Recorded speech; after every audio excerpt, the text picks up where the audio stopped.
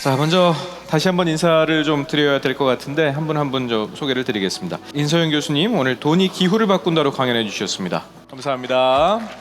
자연과 사람이 공존하는 스마트 도시로 강연을 해주신 김돈현 교수님, 어서 오십시오. 네, 그리고 처음 만나는 세상, 인류세가 온다로 이야기를 해주신 박정재 교수님, 감사합니다. 인서영 교수님이랑 저랑 사전에 얘기를 했을 때 사실 기후위기의 책임이 누구에게 있는가 이런 논란도 굉장히 많다 이런 얘기도 해주셨는데 먼저 오늘 이 자리에서 너무 낙관적인 이야기만은 하지 않겠다고 생각을 하고 나왔는데요. 일단은 인류의 대응 많이 늦었죠. 사실은 늦어서 저희가 지금 이렇게 기후 위기를 겪고 있는 거나 마찬가지인데요. 그런데 또 희망적인 진전이 있다고는 저는 확실히 생각을 합니다. 그래서 예를 들면은 지금 말씀해 주신 것처럼 사회적인 합의를 이루는 면에서는 되게 큰 진전이 있었다고 봐요. 그래서 사실 1990년대나 2000년대만 하더라도 기후변화 이야기 나오면 진짜 기후변화 일어나는 거 맞아? 아니면 그거 그냥 개도국이 해야지 왜 우리가 같이 해야 돼? 이런 식의 이제 논쟁이 많았던 거에 비하면 사실은 2015년 파리 협약 그 전후를 통해서 저희가 어떻게 보면은 사회적 합의를 이룬 것과는 되게 의미 있는 진전이라고 생각을 했고요.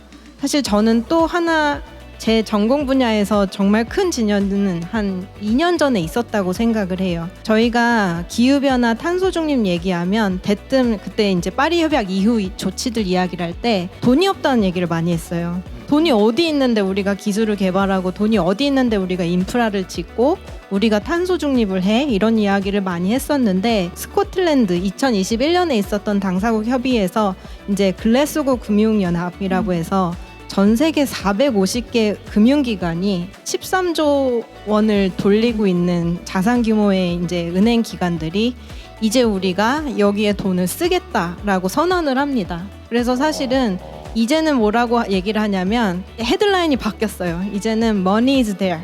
돈은 있다. 근데 어떻게 사용을 해야 되는가? 이거에 이제 중요한 문제다라고 해서 사실은 최근 몇 년간 저희가 이룬 진전은 상당히 희망적이라고 저는 봅니다. 기술, 도시, 그리고 지구가 어떻게 서로 결합되어야 하는지에 대해서 좀 얘기를 들려주시면 좋을 것 같아요. 좋은 기술이 좋은 도시를 만드는 훌륭한 도구입니다. 그러니까 기술에 감동하지는 않지만 좋은 도시에 감동하는 부분들이 있습니다. 근데 이 기술을 어떻게 활용하느냐에 따라서 도시들의 변화는 굉장히 다르게 일어납니다. 기후변화를 특별하게 해결할 방법이 없다라고 그러면 우리가 해결할 수 있는 첫 번째 첫걸음이 무엇이냐 해서 제가 설명해서 드렸듯이 자원을 절약할 수 있는 기술들을 우리가 현재 첨단 기술에 접목하는 부분들입니다. 우리나라의 대표적인 자동차 기업이죠. 현대자동차가 걸을 수 있는 도시를 만든다. 그리고 현대자동차가 사람들이 걸을 수 있는 환경에 도움을 주는 기업이 되겠다. 이런 말씀들처럼 도시는 어차피 지금 인구의 증가로 보게 된다면 가능한 한 자연을 덜 훼손하는 방법으로 가는 방법, 그리고 이런 도시들이 더 늘었을 때 우리는 지금과 같은 석유 에너지를 쓰는 방법으로 가게 된다라고 하면 이런 자원의 부족과 함께 그것으로 발생하는 탄소에 의해서 기후변화는 더 촉진될 수밖에 없다라는 것들입니다. 그렇다라고 하면 우리가 지금 해결해야 할 일이 무엇인가 기업과 국가가 본다라고 하면 절약에 초점을 맞춰주는 부분들이 저는 옳다고 생각이 됩니다. 도시가 자연과 기술을 어떻게 받아들이면 좋을지에 대한 박정재 교수님의 의견도 좀 궁금한데요.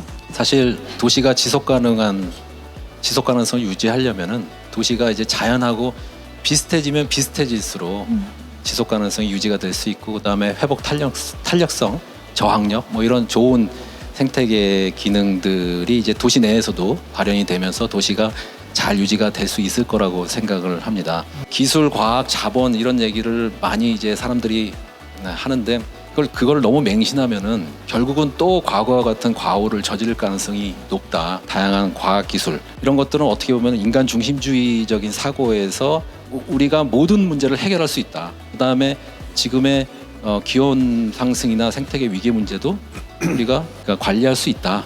이런 자신감을 갖고 지금까지 막 건드리고 그렇게 오면서 점점 악화된 거거든요. 우리가 과거의 그런 오만함을 버리고 굉장히 겸허한 마음을 가져야 한다. 그렇게 생각을 합니다. 네, 말씀 감사합니다. 자, 아쉽지만 2부 대토론은 여기서 마치도록 하겠습니다. 대토론에 함께해 주신 인소영 교수님과 김동현 교수님, 그리고 박정재 교수님, 그리고 김희원 편집국장님 대단히 고맙습니다. 박수 부탁드립니다.